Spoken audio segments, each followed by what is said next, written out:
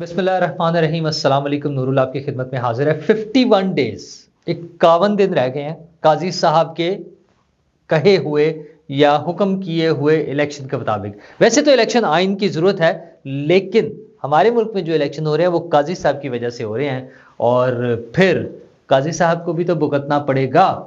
तो वो कैंपेन शुरू हो गई। वही एयरपोर्ट पर जिस्मानी तलाशी नहीं लेनी, बेगमात को इस्तिस्ना है, क्या क्या हुआ, किस किस ने किया, कहानी आगे बढ़ रही है। और कहानी तो ये भी है कि फैज़ हमीद साहब खुलेआम फिर रहे हैं, आज़ाद हैं, कोई टेंशन नहीं है, कोई पाबंदियां नहीं है, कोई रुकावट नहीं है, खुलेआम फिरते हैं, नज़ारे करते हैं, नज़ारे कराते हैं, बल्कि दीदार कराते हैं और लोग देखते हैं और लोग उस पर वीडियोस भी कर देते हैं। तो कहानी असल में इन दो लोगों की है, एक काजी साहब और एक फैज़ साहब।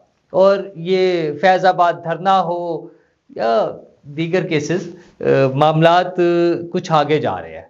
और कहानी कुछ यूं है कि हमने कुछ दिन पहले खबरें सुनी कि जनरल बाजवा साहब, रिटायर्ड जनरल बाजवा साहब, साबिक आर्मी चीफ, उनको सिक्योरिटी में बड़ा टाइट सिक्योरिटी हो गई है।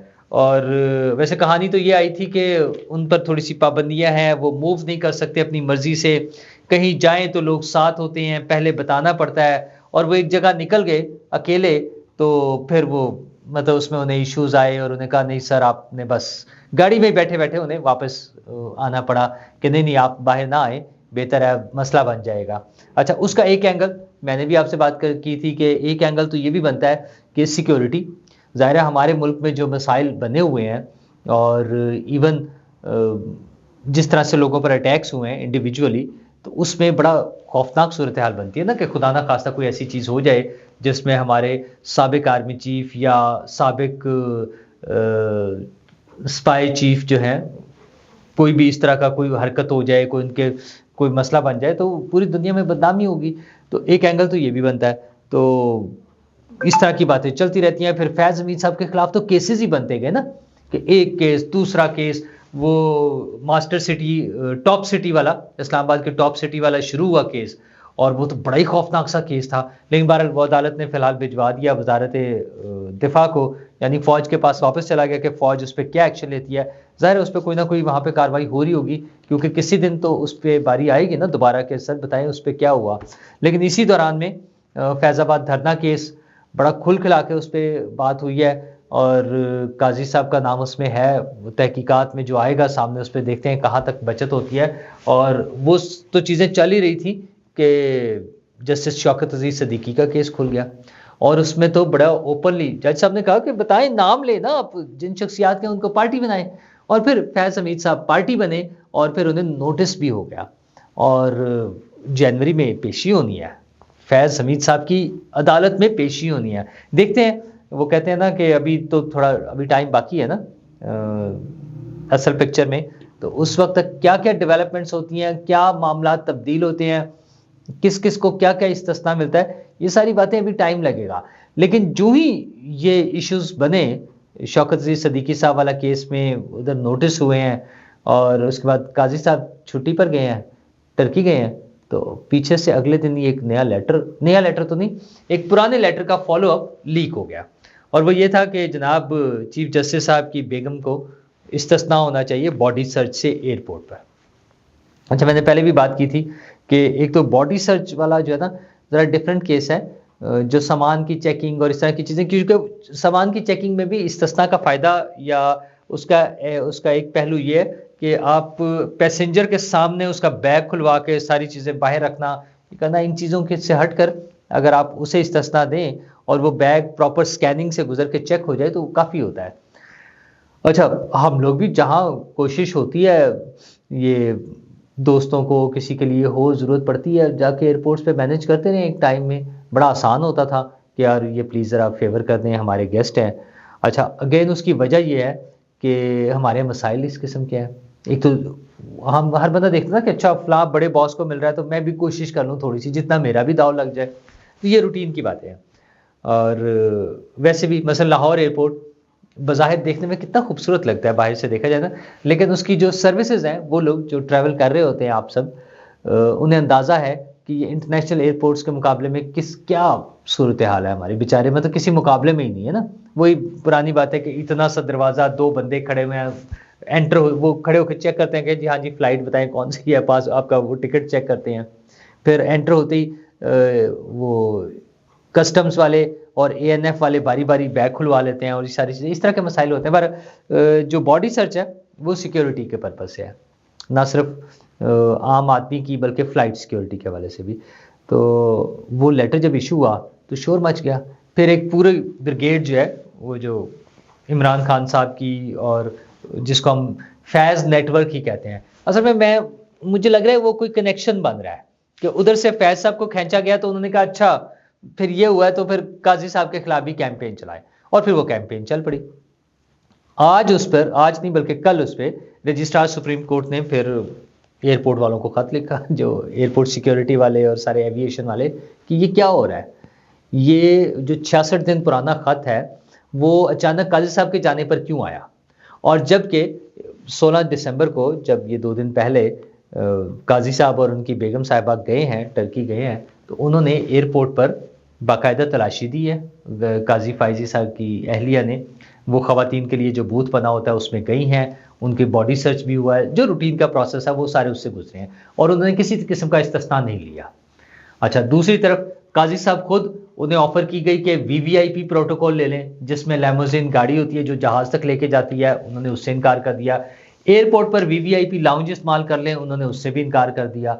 अच्छा, एक तरफ तो काजी साहब का तो ये रवैया है। अच्छा, उससे पहले वो गाड़ियाँ शाड़ियाँ वापस करना सारा हम देख चुके हैं।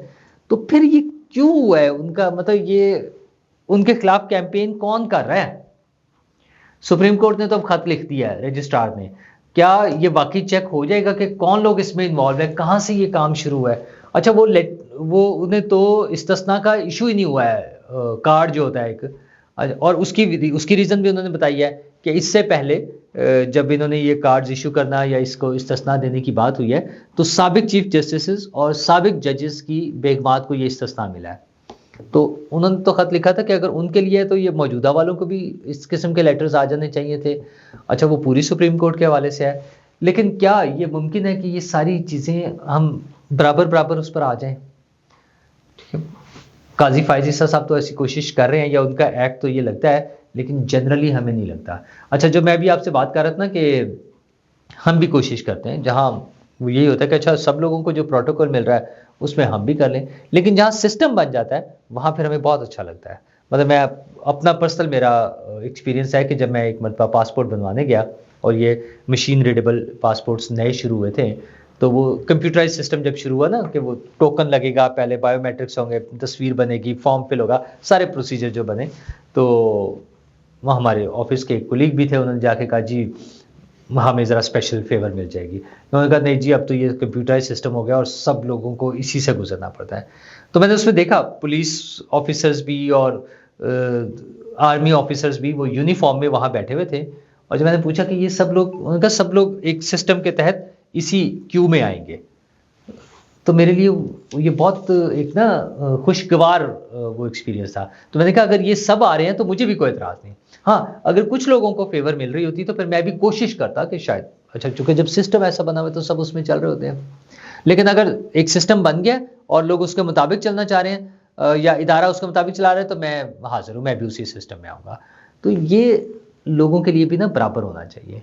आप कर दें, हम अब बैंक्स में जाते हैं, वो टोकन लेकर बैठ जाते हैं, किसी और जगहों पे जाते हैं, टोकन लेते हैं, अपनी बारी का इंतजार करते हैं, आईडी कार्ड बनवाने जाते हैं, पासपोर्ट बनवाने जाते हैं, मोटरवे पर एंटर होते हैं तो हम राइट लेफ्ट इंडिकेटर का ख्याल करते हैं, स्पीड का ख्याल रखते हैं क्योंकि वो चालान हो जाएगा। तो ये कानून की पासदारी जो है इदारों के ज़रिए, हुकूमत के ज़रिए होती है। दुनिया में कहीं भी लोग ट्रैफिक सिग्नल्स का इसीलिए एहतराम करते हैं कि कानून है, टैक्स पूरा इसलिए देते हैं कि कानून है, उसके लिए इदारे इसीलिए होते हैं ना कि लोगों को सिस्टम में लेकर आए, ताकि कोई लोग अगर निकलना भी चाहें तो उनको वापस कर, नहीं सर आ जाएं, इस लाइन में सबके साथ मिलकर चलें। तो काजी साहब तो कोशिश कर रहे हैं, लेकिन क्या तमाम इदारे इसी तरह से चलेंगे? और क्या ये कोई किसी फैज़ तो नहीं कि इस तरह की कोई कैंपेन चल रही हो? ये चीज़ें हुकूमत को और जो भी बड़े जहाँ बैठे हुए हैं जो उन्हें देखना चाहिए। और बड़े तो खैर सियासतदान ही होते हैं जिन्होंने हुकूमतें बनानी है, हुकूमतें करनी है, और वो बड़े इंतखाबात की तैयारी में मसरूफ़ है और खूब खूब मसरूफ़ है। मतलब नून लीग ने 12 पार्लिमानी बोर्ड्स के इजलास हो गए हैं, लेकिन अभी तक टिकटें फाइनल नहीं हो सकी हैं। टिकटें फाइनल करने पे लगे हुए हैं। मुश्किल मरहला है, मैं बार-बार कह रहा हूँ आपको कि जिसके पास सबसे ज़्यादा कैंडिडेट्स हैं उसके लिए सबसे ज़्यादा मुश्किल है, तो वो नून लीग के लिए है। और हमारे सुहेल वड़ाई साहब सीनियर सहाफ़ी हैं, बुज़ुर्ग सहाफ़ी हैं बल्कि, उन्होंने तो अब नंबर्स देने शुरू कर दिए हैं। उन्होंने कहा 80 तक सीटें 80-90 तक पंजाब में जीत सकते हैं और अगर टर्नओवर ज़्यादा हो गया तो ये कम हो जाएंगी, 60-70 हो जाएंगी, फिर पीटीआई को उनके ख्याल में मौका मिल जाएगा। एक उन्होंने बड़ा अजीबो-गरीब सा सिस्टम बताया कि जनाब ये रुकवाना कौन चाहता था, उसमें वो निगरानों का बता रहे हैं, कोई मुशीरों का बता रहे हैं, पता नहीं किस-किस के नाम ले रहे हैं। बहरहाल सुहेल वड़ाई साहब बाखबर आदमी है और बड़े टॉप लेवल पर उनके ताल्लुकात हैं और ज़ाहिर है जितने ज़्यादा टॉप लेवल पर ताल्लुकात हो उतनी अच्छी खबरें भी मिल जाती हैं, उतने अच्छा उन्हें वो विज़न उसी हिसाब से होता है ना, पोजीशन पर मैं कर रहा होता ना, डिपेंड कि आपका पोजीशन क्या है उसी से हिसाब से विज़न होगा। तो उनके माशाल्लाह ज़बरदस्त किस्म के एनालिसिस होते हैं, उनके पास बहुत अच्छी खबरें होती हैं। तो वो नून लीग को थोड़ी सी कम सीटें दिलवा रहे हैं उस तादाद से जो नून लीग चाहती है या जो नून लीग एक्सपेक्ट कर रही है। दूसरी तरफ पीपल्स पार्टी लगी हुई है और पीपल्स पार्टी ने फैसला ये किया है, जो परसों की बात थी, परसों रात की खबर थी कि अब वो किसी पार्टी से इत्तेहाद करने की तरफ नहीं जा रहे। कोई मेजर इत्तेहाद वाला उनका सिस्टम नहीं है, वो खुद लड़ेंगे और उन्हें उम्मीद है कि मौजूदा सिस्टम में उनके पास काफ़ी गुंजाइश है। और जिस किस्म के पार्टियों के कैंडिडेट्स और जो सेटअप बनने जा रहा है इलेक्शन का, उन्हें लगता है कि वो एक अच्छा बड़ा नंबर ले लेंगे। तो जितनी सीट्स सुहेल वड़ाई साहब नून लीग को दिलवा रहे हैं, इतनी तो पीपल्स पार्टी भी उम्मीद लगाए बैठी है कि उन्हें मिल जाएंगे। और अगर पीपल्स पार्टी को मिल गए तो जरदारी साहब ने कहा ना कि मैं संभाल लूँगा वो संभालने में उनको बड़ा मलका हासिल है, उनका तजुर्बा है जोड़ तोड़ का, मखलूत हुकूमत को चलाने का, सबको साथ लेके चलने का, तो वो उसमें कोशिश करेंगे। हाँ, पीटीआई के लिए मसाइल हैं कि ना उम्मीदवार होंगे। सुहेल वड़ाई साहब ने भी ये लिखा ना कि कौन कौन इलेक्शन लड़ सकेगा, जो बड़े नॉन उम्मीदवार थे वो तो गायब है, वो आएंगे तो केसेस इतने सारे केसेस अंदर हो जाएंगे और फिर नज़र भी नहीं आएंगे कौन सा इलेक्शन, कौन सी कैंपेन। और कैंपेन तो आपने देख ही लिया है, वो मीनार पाकिस्तान या मोची दरवाजे का जलसा तो दूर की बात, उनका तो स्पेस वाला जलसा भी स्पेस ही हो गया है। तो वो कोई इतना कामयाब तजुर्बा नहीं रहा। अब उनके हामी जो है सदीक जान साहब जो मर्जी शोर मचा लें कि रिकॉर्ड टूट गए हैं, नंबर नहीं बताए उन्होंने, बातें बना रहे हैं कि रिकॉर्ड्स टूट गए हैं, नंबर नहीं बता रहे कि कितने लोग आए हैं। ओ भाई नंबर बताएं, नंबर उसमें तो साफ नजर आता है ना। जलसे में तो आप शादरे में जलसा कर लें या लिबर्टी चौक में जलसा कर लें और कह दें लाखों लोग आ गए हैं। ये स्पेस पे, ट्विटर पे, वो फेसबुक पर और यूट्यूब पर जितने लोग आए हैं वो तो एग्जैक्ट नंबर सामने आ रहे होते हैं ना, डिस्प्ले पर आ रहे हैं कि कितने लोग शामिल हो गए हैं। मैं उसमें उससे वो जाली अकाउंट्स भी निकाल देता हूँ, छोड़ वो भी, उसको भी असल समझ लें। नंबर बताएं, नंबर कोई नहीं आए नंबर।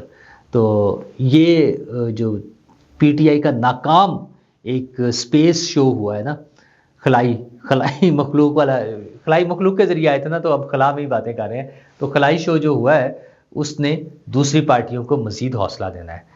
तो इलेक्शन की तरफ लेके तो काजी साहब जा रहे हैं, लेकिन लड़ना तो सियासी जमातों नहीं है ना, उन्होंने तो ऑर्डर कर दिया है कि करो इलेक्शन, तो लड़ना सियासी जमातों ने, सियासी जमातें अपनी तैयारी कर रही हैं, लेकिन लड़ाई वहाँ भी हो रही है। फैज़ साहब, काजी साहब के खिलाफ कैंपेन और वो चल रही है। उम्मीद करते हैं कि इन लड़ाइयों का अंजाम जो है वो ऐसा हो कि मैं, आप और हमारा मुल्क महफूज रहे। शुक्रिया।